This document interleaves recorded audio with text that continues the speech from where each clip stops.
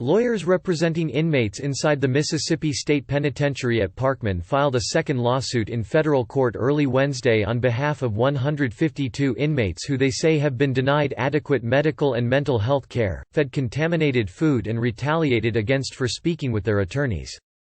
The conditions of confinement at Parchman are so barbaric, the deprivation of health and mental health care so extreme, and the defects in security so severe, that the people confined at Parchman live a miserable and hopeless existence confronted daily by imminent risk of substantial harm in violation of their rights afforded by the U.S. Constitution, the complaint said. The proposed class action lawsuit, funded by rapper Yo Gotti and Jay-Z's Team Rock, was filed in the U.S. District Court in the Northern District of Mississippi.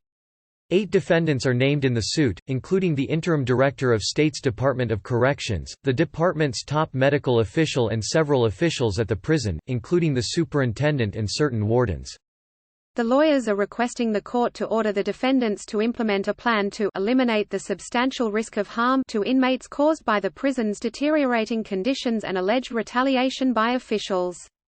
The complaint said many inmates are in dire need of medical care for conditions like cancer, lupus and serious heart defects, as well as deteriorating joints and muscles and open, festering wounds. The lawyers previously filed a suit representing 29 different inmates in January. Broken bones, abscesses, diabetes and a host of other injuries and maladies routinely go without examination, much less medically effective treatment. At Parchman, the new complaint said, claiming that inmates are forced to self-treat their own ailments.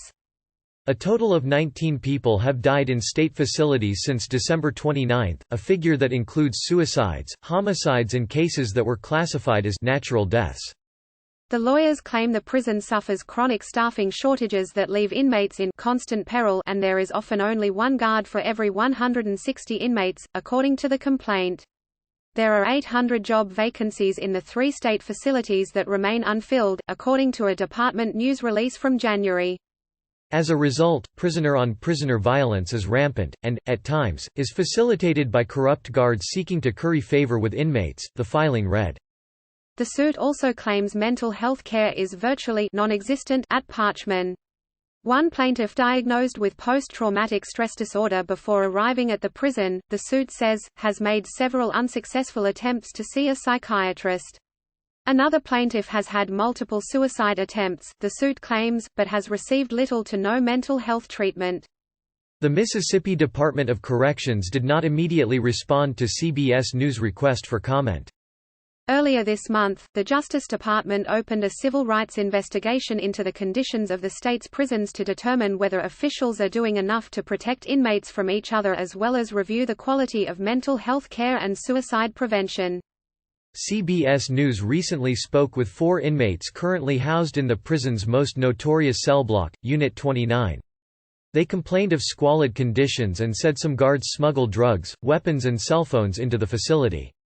As a guard, you know who's bringing in food for certain inmates, you know who's bringing in drugs and knives. The thing is, you don't really say anything because you don't really know who you're talking to, a former guard told CBS News. They need to get someone to really see what inmates and guards are going through. Trevante Riley, 28, spent 5 years behind bars at Parchman on a marijuana conviction before he was released on January 13. I understand we're incarcerated but you're still supposed to treat us like humans. I know it ain't supposed to be easy for us but it ain't supposed to be that hard with our living conditions, said Riley, who was housed in Unit 29. If I go 2 weeks without a shower, of course, I'm going to act out. Read the full lawsuit below.